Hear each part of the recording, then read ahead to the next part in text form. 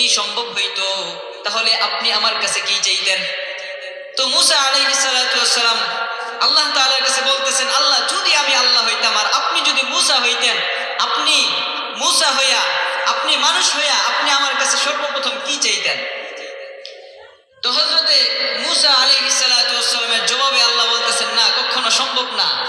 তুমি মূসা মূসাই আছো আর আমি আল্লাহ আল্লাহর জায়গায় আছি, এটা সম্ভব না।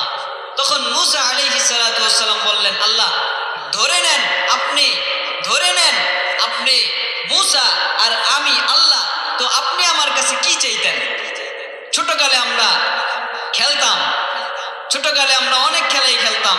বাচ্চারা দেখবেন এখনো খেলে, ছোট ছোট বাচ্চারা বিয়ের খেলা খেলে, একজন আরেকজনের সাথে বিয়ে দেয়, বলে ধরে নে তুই স্ত্রী, ধরে নে তুই স্বামী, এইভাবে বিয়ে দেয়।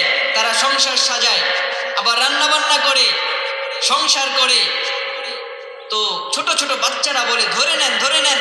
তো মূসা পয়গম্বর আল্লাহর সাথে এমন ইশক, এমন মোহাব্বত, এমন ভালোবাসা, হযরত মূসা কালিমুল্লাহ আল্লাহ রাব্বুল আলামিনকে বলে, আল্লাহ যদি আপনি মূসা হইতেন আর আমি মূসা যদি আল্লাহ হইতাম, আপনি মূসা হয়ে আমি আল্লাহর কাছে কি চাইতেন?